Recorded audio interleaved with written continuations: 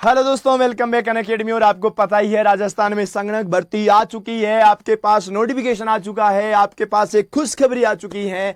अब मेरे प्यारे दोस्तों, बात सामने सबसे पहले यह आती है कि बहुत से विद्यार्थी इस भर्ती में पहला अटेम्प्ट देने वाले हैं। बहुत सी विद्यार्थियों के लाइफ की ये पहली भर्ती होने वाली है, क्योंकि हो सकता है कि उन्होंने ग्रेजुएशन में सीटी एग्जाम नहीं दिया हो और विदाउट सीटी ये जो एग्जाम आई है, ये भर्ती आई है, ये आपका लाइफ का पहला एग्जाम भी हो सकता है या फिर आपका संगणक का पहला एग्जाम भी हो सकता है। सबके माइंड में एक ही चीज चलती है कि पहली बार में एग्जाम को निकाल दिया जाए। बताओ पहली बार में एग्जाम कैसे निकालेंगे? आज इसी चीज को लेकर के हम बात करने वाले हैं। मेरे सभी साथियों से निवेदन है, वीडियो को जल्दी से जल्दी शेयर कर दीजिएगा अपने सभी साथियों तक। और मेरे प्यारे दोस्तों, अंत तक देखना, आप आराम से इसको पहले अटेम्प्ट में क्रैक कर सकते हो। कैसे क्रैक कर सकते हो, क्या तरीका है, क्या रणनीति है, उसके ऊपर अपन आगे चलते हैं। उससे पहले बताना चाहूंगा, एक बार वीडियो को लाइक जरूर कर दीजिएगा। तो मेरे प्यारे साथियों, यहां पर हम बात करने वाले हैं कि जो संगणक भर्ती है, याद रखिएगा प्यारे साथियों, ये संगणक जो भर्ती है, यह कंप्यूटर के लिए भर्ती है, कंप्यूटर संगणक भर्ती है, संगणक भर्ती 2023। और मेरे प्यारे साथियों, ध्यान से समझना इस चीज को, पदों की कोई इंपॉर्टेंसता नहीं है। आपको एक पद चाहिए। अगर ये भर्ती 20,000 पदों पर भी होती तो तैयारी आप ही को करनी पड़ती। अगर ये भर्ती 5 पदों पर होती तो तैयारी आप ही को करनी पड़ती। अब ये भर्ती लगभग 600 पदों के ऊपर ये भर्ती हो रही है, 550 से ज्यादा पदों पर भर्ती हो रही है, तो भी तैयारी तो मेरे प्यारे साथियों आपको ही करनी पड़ेगी।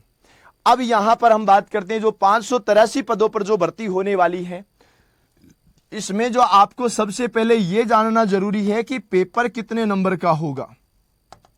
जब तक आपके पास ये जानकारियां पूरी नहीं है, तब तक आप कुछ भी नहीं कर पाएंगे। तो मेरे साथियों, याद रखना पेपर कितने नंबर का होगा। तो हम बात करते हैं पेपर 100 अंक का होगा। और 100 अंक के पेपर में यह भी याद रखना कि आपके 100 प्रश्न आएंगे, यानी आपका जो पेपर है वो 100 प्रश्न होंगे और 100 प्रश्न के साथ साथ में 100 अंक भी होंगे।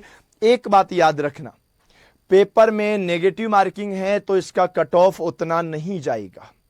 आपको सब चीजें माइंड में लेकर के तैयारी करनी है। यहां पर जो नेगेटिव मार्किंग है वो मेरे प्यारे साथियों 1/3 है।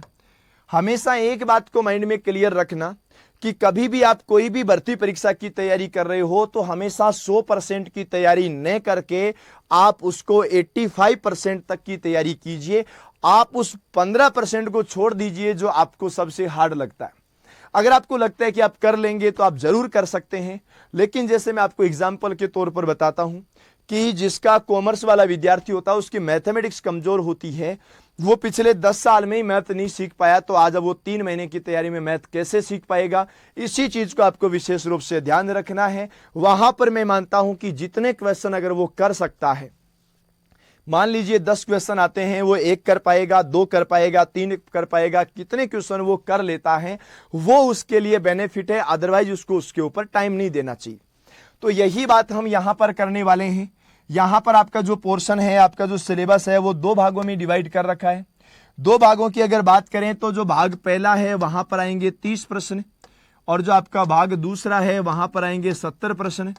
ये सभी विद्यार्थियों के लिए कॉमन होंगे, हालांकि कॉमन तो ये भी होंगे।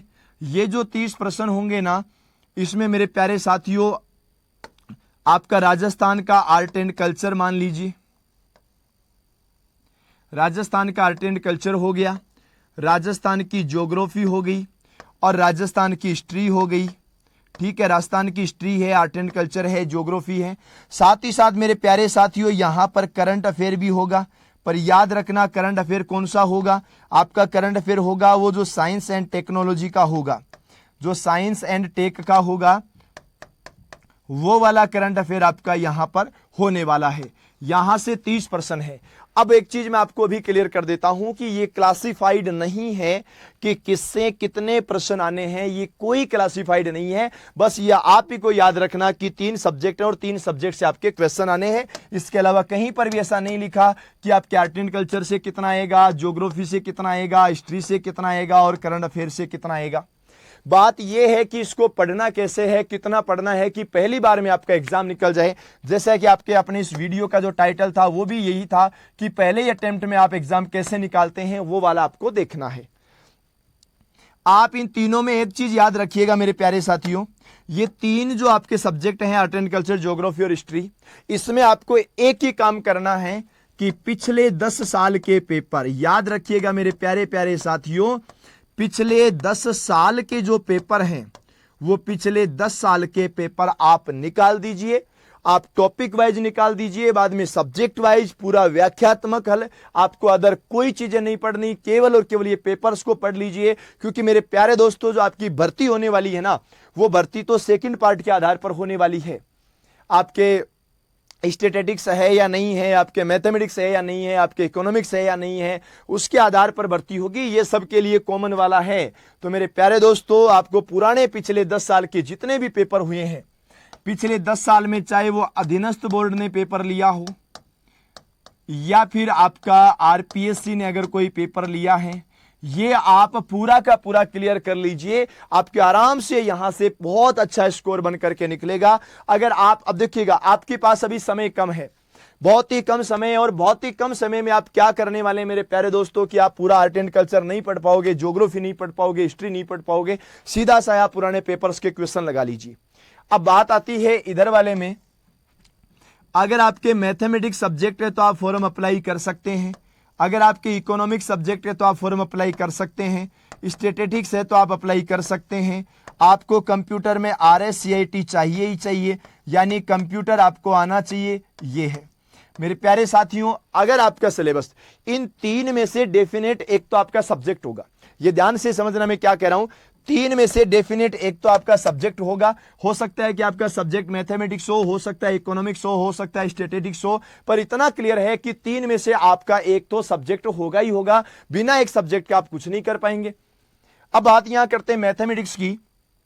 याद रखिएगा, अगर आपके मैथमेटिक्स है तो मैथमेटिक्स का स्कोर आप देखिएगा, यहां से पिछले 2 पेपर में 10 और 10 प्रश्न आए हैं, लेकिन उससे पिछले पेपर में 38 प्रश्न आए हैं।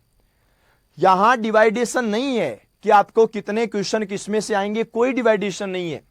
आपका जो इकोनॉमिक्स का पोर्शन है मेरे प्यारे साथियों, पिछले पेपर में 10 क्वेश्चन आए तो इसके अगले क्वेश्चन में 20 आए। एक पेपर में आपके 10 क्वेश्चन आए, एक पेपर में आपके 20 क्वेश्चन आए। कंप्यूटर का भी यही ख्याल था, इसमें 20 आए तो इसमें 10 आए। और आपका स्टैटिस्टिक्स है, उसमें से दोनों पेपर में 30-30 क्वेश्चन आए हुए हैं।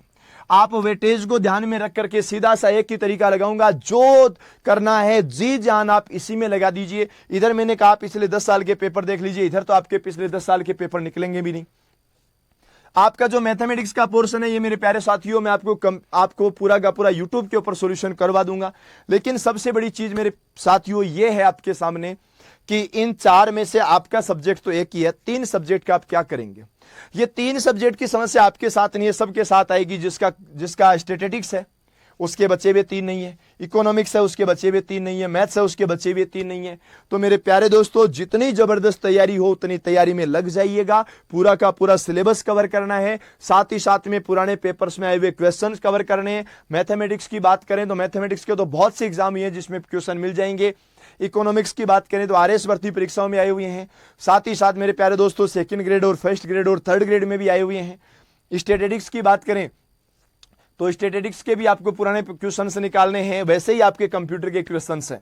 तो आप पुराने पेपर्स के ऊपर, पुराने क्वेश्चंस के ऊपर ध्यान दीजिएगा, यही आपकी नैया पार लगाएंगे। पुराने पेपर के हल ही आपको बनाएंगे सफल। तो मेरे प्यारे साथियों, आप सीधा सा तरीका याद रखना, पहली बार में अगर आपको संगणक की भर्ती परीक्षा निकालनी है तो आपको पुराने पेपर वाले क्वेश्चंस के ऊपर डिपेंड रहना पड़ेगा। और वो जो पुराने क्वेश्चंस हैं वो केवल संगणक के नहीं है मेरे प्यारे साथियों। संगणक में तो अभी 3 ही पेपर हुए, 4था पेपर होने जा रहा है। आपको ऑल ओवर भर्तियों के पेपर से निकालने पड़ेंगे। तो मेरे प्यारे साथियों, आज के लिए इतना ही। मिलूंगा बहुत ही जल्द एक नए सेशन में, तब तक मेरे सभी प्यारे साथियों को राम राम।